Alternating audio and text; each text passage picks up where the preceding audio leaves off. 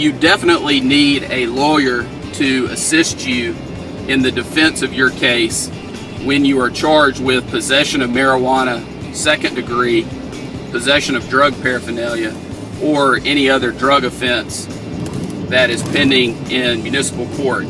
Under Alabama law, the maximum amount that you can be fined in a municipal court on a Class A misdemeanor, such as unlawful possession of marijuana second, is $500. You can also be sentenced up to 6 months in jail.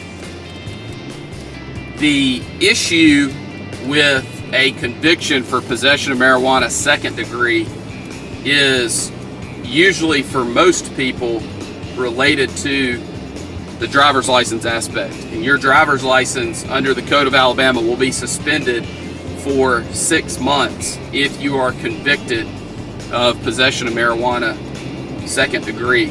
The collateral consequences of a conviction for possession of marijuana second degree in a municipal court, those are very severe as well.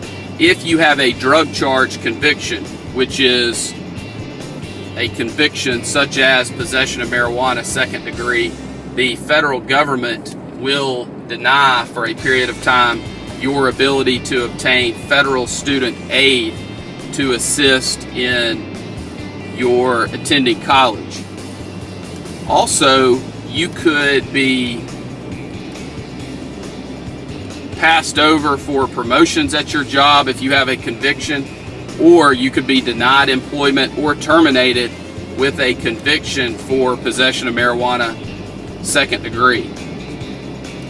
In addition, if you have a professional license, it is very, very, very important that you understand that if you are convicted of a drug offense, depending on what your board requires, you will likely be required to notify your board either immediately or on renewal that you have been convicted of a drug offense. It's very, very, very important that you do everything within your power on the front end to avoid a conviction so that you can protect your professional license. Even if you are charged, there may be a requirement that you report that to your board, but if the charge is dismissed,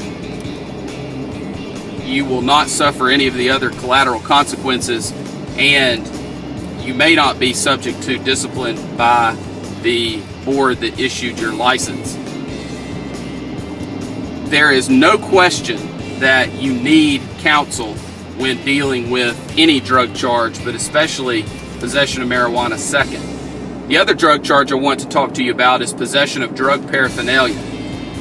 On any traffic stop or any encounter with the police, if they find something that could be construed to be used to make or cultivate or use any type of drug, they can charge you with possession of drug paraphernalia.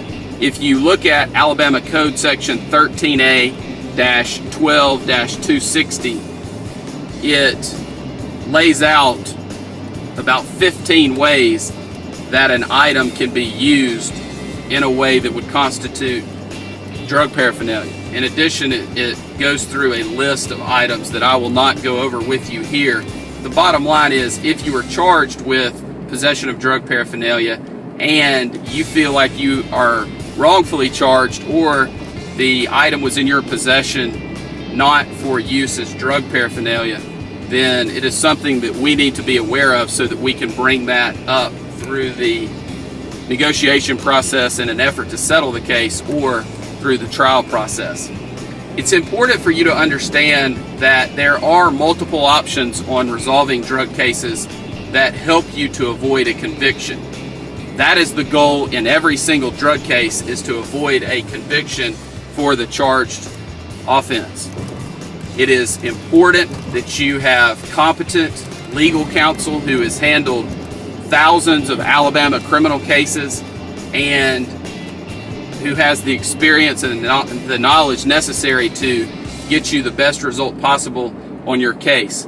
We are members of the Alabama Criminal Defense Lawyers Association, the National Association of Criminal Defense Lawyers. I am also a member of the Texas Criminal Defense Lawyers Association.